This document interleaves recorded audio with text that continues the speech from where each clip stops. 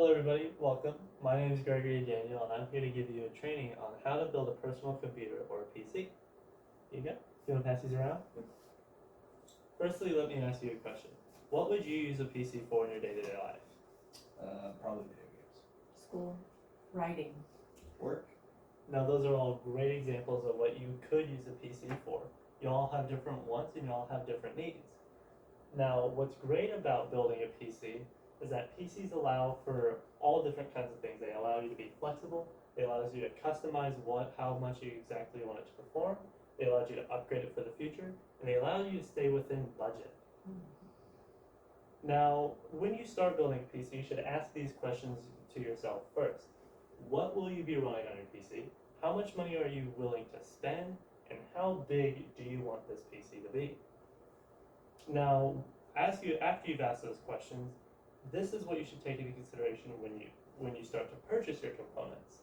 First, you want to research the requirements of the programs you will be running.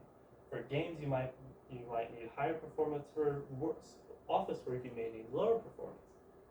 You'll also want to consider product compatibility between different components. Different brands may not be compatible with others, and other components might have higher power requirements than what other components may provide. You also want to take into consideration whether or not these components you're buying are old or new, as old components may be able to perform just as well as new ones, but may not work with future components as standards begin to change in the future. Now, how do you determine these resources? How should you do your research? Well, helpful resources can be websites like PC Part Picker or 3D Mark. PC Part Picker will help you determine compatibility between different components, and 3D Mark can help you determine performance of specific components. You'll also be able to watch YouTube videos or online reviews in general can just be helpful for helping you determine what is exactly right for you. Now, after you've done your research and you've determined what components you specifically want to go out to purchase, these are the available locations you may be able to purchase new or old components. Now, the amount of components you'll have to buy for your personal computer can be long and it can be difficult to remember all these components. But this is a decent list of what may be required for your PC, and that'll be available in your brochure available. Now, specific things like cooling is important to take into consideration, as activities like doing office work or doing your schoolwork may require you to may be completely okay with using fans to cool your components, while activities like gaming can potentially be stressful enough to require things like specialized water-mounted cooling, but that can be messy and can potentially damage components. You also want to take into consideration extra components like your Wi-Fi cards, as if you do not have available plug-in Ethernet to give your computer internet, you may want to purchase Wi-Fi card to be able to connect over Wi-Fi or connect Bluetooth components. Now, this is the first step to building your PC. After you've gathered all of your components and you've put them together, you first want to take the smallest components that you have, such as your RAM, your memory, your CPU. You want to install them into your motherboard. Doing so allow you to have an open area so that you don't bump into other components or damage other components with these smaller, more sensitive devices, and will make mounting all this stuff into the PC case easier. Next, you want to take this motherboard that you've just mounted these components on, you want to mount it inside of your PC. Now, motherboards have specific holes within the motherboard that can blend in, but oftentimes are indicated with white circles around them, and will be mounted to specific holes within the PC case. Next, after you've installed the motherboard, you want to install your larger devices like your graphics cards and your cooling. These components can be larger and much heavier and require the sturdy environment that a PC case provides, because the motherboard connectors are too weak to hold up the heavy devices like graphics cards.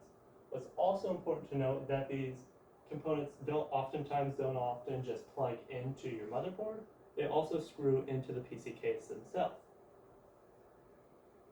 After you've plugged in everything, after you've installed everything on the front side, you want to turn around the PC and you take off the back panel. That'll give you access to locations where you'll be able to install your power supply or your hard drives if you purchase those. They'll oftentimes have hard drive bays available within the back of the PC. But while you're back there, you want to route the cables that are available on the power supply, and you want to route them through the open channels that come out to the front of the PC for you to be able to plug them on later. But always remember, when you route these cables, you want to ensure proper cable management, as loose cables or cable headers can potentially make contact with metal components within the PC and short out circuits on the PC, irreparably damaging the performance or completely destroying or completely frying the device entirely. But it also helps to keep the inside of the PC clean, and it also helps to keep the inside of the PC clean and open, so that it'll be easier to dust or clean the inside of the PC later on. And after you've built your entire PC, you want to ensure that everything that you intend to run on the PC will run. Doing this now will help to prevent you running into situations in the middle of a project or in the middle of a gaming session in the future, and will allow you to solve these issues now so you can do research to ensure that the products you purchase are compatible and will perform well. So after going through all these steps, you should be able to determine what the requirements of the programs you'll be running, you should determine what components you want to purchase, and you should be able to put a PC together. Now, building a PC can be intimidating, it can be a complicated process, you might not be able to remember everything. But just remember that online guides and videos on YouTube or online forums should be able to help you immensely, and you can always ask questions to us, or you can ask questions to people online, and because PC enthusiasts will always be glad to help. Thank you for coming today. Thank you for attending. I hope you've learned something here. All the information provided in the presentation will be available in your brochure. And remember, if you have any questions or you have any complications in the future, feel free to ask me.